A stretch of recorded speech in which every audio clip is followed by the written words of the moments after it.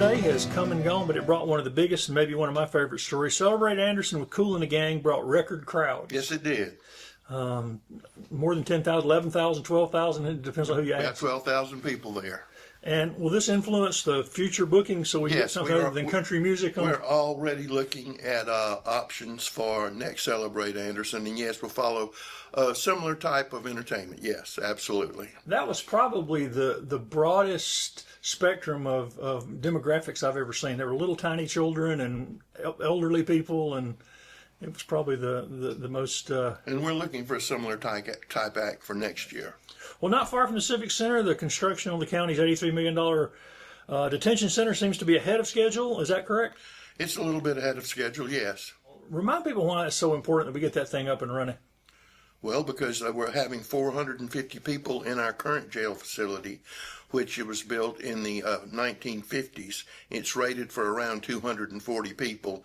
So we're in violation of every standard known to mankind for incarcerating people. And always remember that the majority of those people out there, they have been arrested, but they have not been tried. They are awaiting trial. So technically, they're as innocent as you and I are. And plus, if we did not build a new jail, somebody, the federal government, would come in here and insist that we build a jail. But we needed to build a jail that will allow us to offer more services, because we offer no services at that jail now because we literally have people in closets. That's what I was going to ask you about. What new services will they have? Well, we have a lot of groups in Anderson who want to provide services to the prisoners, and there's no place for them to do that. Early on, we had church groups that would come out there, literacy groups that would come out there, and we actually had no place to provide psychiatric care. This new facility will offer spaces for all of that. Plus, it will offer us room for growth in the future.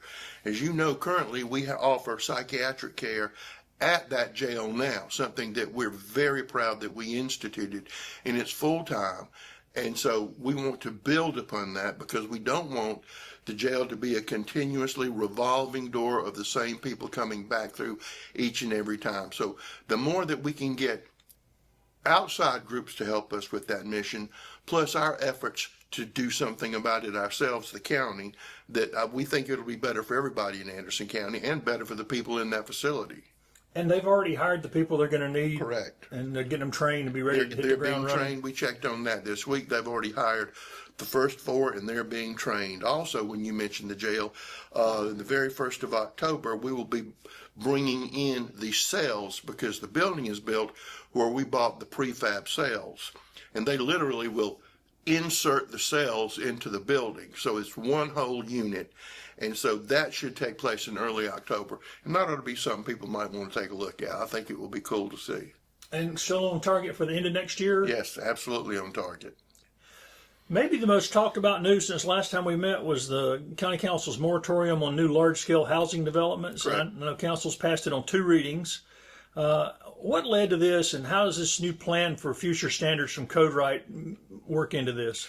Well, 2 things. One, we're in the middle of the comprehensive plan, which we're required by state law to do every 10 years, which can be a guide to how you do land use development. The other thing, we've secured the services of a company called Code Right, very respected across the United States, to come in and put all of our ordinance, number 1, in one place. Number 2, make sure they don't contradict each other. Number 3, to make them clear and easy to understand. And 4, to tighten them up. Because of the massive influx of people moving into Anderson County, we need to strengthen those ordinances, and that's what council's intent is to do. During that moratorium, parts of what Code Right they're doing are going to be put before council to pass, because Code Right really will take some time to do the finished, complete project, but there are things that we can implement during the moratorium that will have an effect on future development in the county. Now, that moratorium actually went into effect first reading. So when we say a 90-day moratorium, the 90 days really starts at the 3rd reading. So it's more than 90 days. And so that will give us time to do some of these things that I just mentioned. So we think we're going to have a better product. We know that we're going to have 3 areas in the southern part of the county that are going to be voting on zoning. And we're positive that there's 6 more areas right behind that that are also getting petitions, and they'll be wanting to go through the zoning process, or at least have the election to see if they want to go through the zoning process. So that's where we are. All next week at night, we're going to be having meetings in different parts of the county in those areas that want zoning to discuss that with them. So that will really take up most nights next week. And I was going to ask you about zoning. That is the surest way for a community to ensure they get what they want there, right? Well, in a way, we have land use regulations in Anderson County now, and as was described by somebody who was very smart, said, you in essence have some form of zoning now with land use regulations. You just don't have the good part of zoning that says this is for agriculture, this is for commercial, this is for industrial, and if you go into these categories, exactly what must you do in terms of landscaping, setbacks, and things like that. Does CodeWright have any idea when the first draft will be available? Or It will be sometime before then. Council also approved distribution of ATAX funds for this year. Remind people what those are exactly and how it's determined who gets money. ATAX funds come from a tax on hotel rooms. So unless an Anderson County citizen stays in a hotel, they're not paying that tax. But that money is collected. We have to give part of it to the city of Anderson. But it has to be used for activities that will bring more tourism into Anderson County. So we have a staff review of everybody who puts in an application, and we try to make sure everybody has a chance to put in an application. After the staff review, there is an ATAX committee made up of local citizens who are in tune with the tourism industry. So then they pass it, and then after that it goes before county council for them to pass it. So it's really a 3-step review process until we get to actually cutting the checks and sending them to the groups. And it's different from a hospitality tax in unincorporated It's completely areas. different because hospitality tax is on prepared food and drink.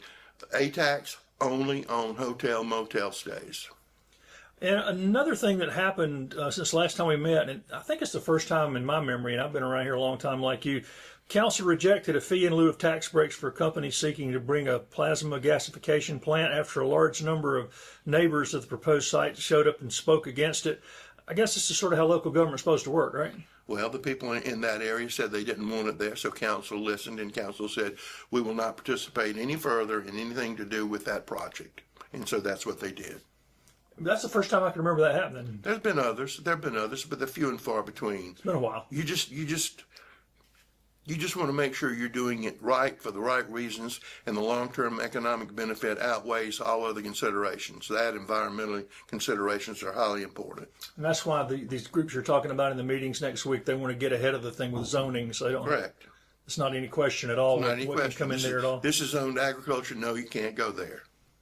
And so you said there are others in addition to Yes. these that have already filed Yes. that are looking into zoning Yeah, and pretty the quickly. majority of them are in the southern part of the county. And they need signatures turned They in. need signatures, X number of signatures, and then they turn that in. Then those signatures go to voter registration, and they guarantee that those signatures are legit.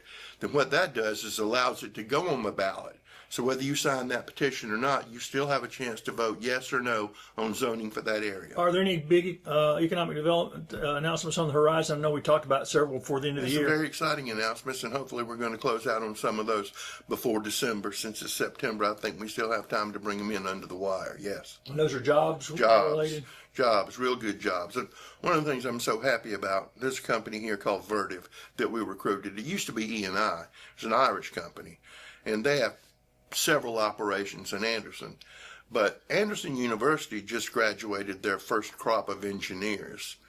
And I was talking to a person yesterday, and Vertiv hired 2 of their electrical engineering graduates and 1 of their mechanical engineering graduates. Boom. They didn't have to leave home. They didn't have to go anywhere. The jobs were right here. And that's the whole point and the whole purpose. And so we're very happy about that. Happy for AU and happy for those young people who got those jobs. And not long ago, Vertiv had an employee day, a day for a job fair day, and there was a traffic jam on Harrisbridge Road. That Yes, they took paid an very hour to well. They Clear pay up. very well. 1424 still bringing in new industry as landing centers. Absolutely. We are chock full of new companies looking to get a foothold, refine their procedures until they move out. We've had several that have already done that, and it's just a continuing process. And we're very happy about that. Not too many people, not too many places have a business incubator and a soft landing zone.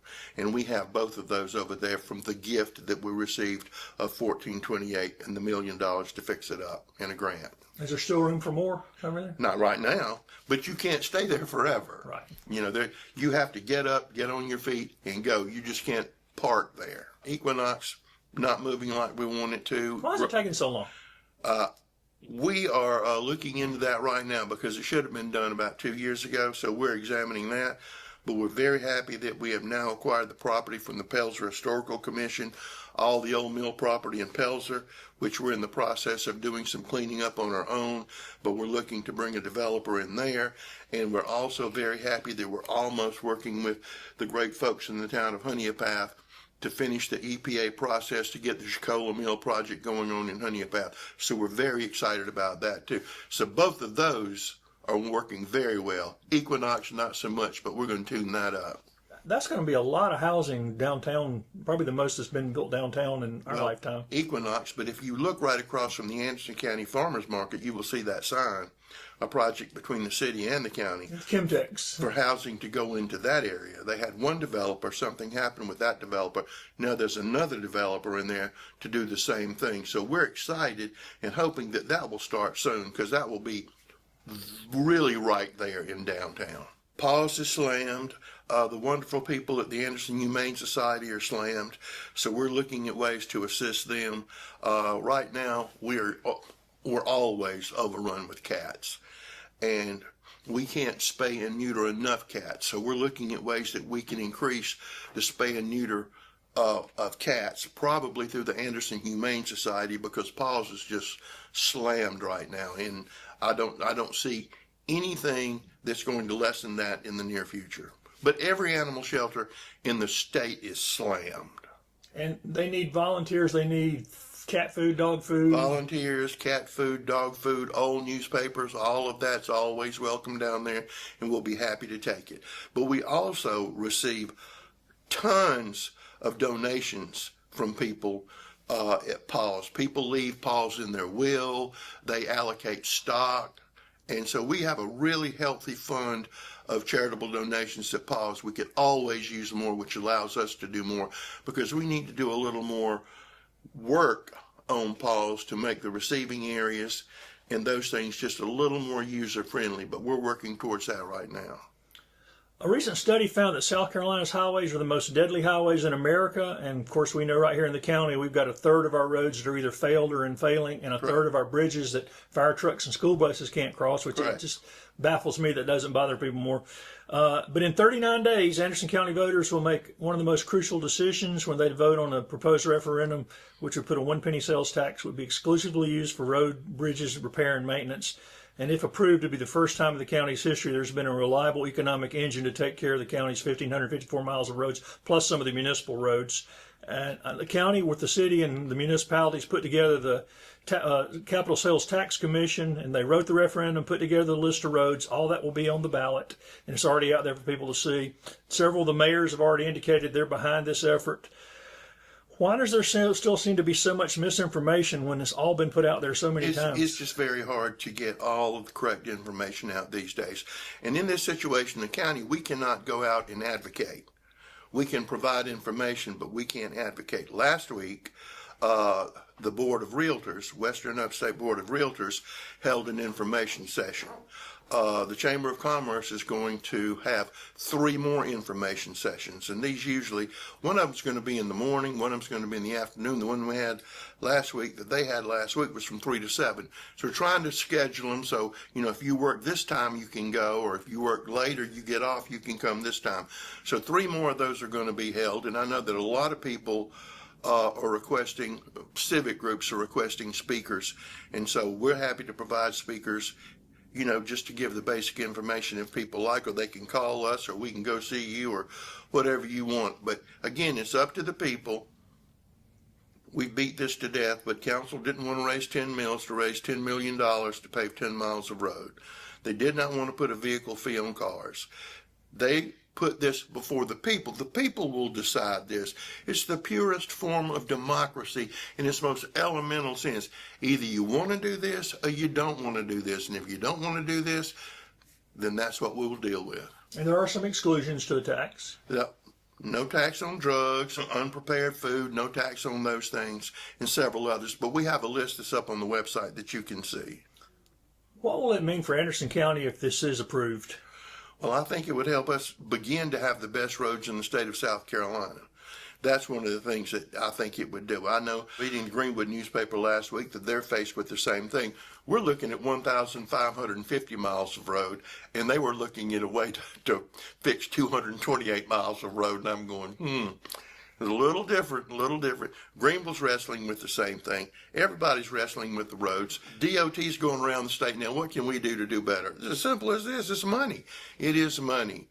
At one time, and really right now, there are really only 6 big contractors in the state to paving. Some cases that some places may even have a little money, but the contractors are so backed up because during COVID and the recession, a lot of the smaller companies went out of business. Now you're getting a lot of the smaller companies that are now growing back up because the climate's right for them to grow back up. Hopefully that's going to mean the bids will start coming down to a degree. But the cost of paving is going up as well. Cost of paving is going to go up. It just is. What happens if voters vote against this? Then council will have to go back to the drawing board and just absolutely have to go back to the drawing board because the situation, nobody's going to come here and save us. Nobody. It's going to be done here in Anderson County. Well, the historic courthouse where we're sitting right now, the restoration is looking good. Is it still on schedule to be done by Christmas? Scheduled to be done by Christmas. And the scaffolding will be down, and it'll look like the holidays. Allegedly, the scaffolding will be down, and we had a 2-minute meeting on the growth of the Christmas tree yesterday, so that was well. Do we have any idea how much it's going to grow? No, but we had a 2-minute discussion on that yesterday. Can we put lights on the scaffolding if we don't get them down? I think we could. Well, speaking of that, the unofficial lighting is in 56 days, right across here from us. And for the first time, if it grows like it did last year, it'll be over 55 feet. So that'll be the tallest tree the county's ever seen. Yep.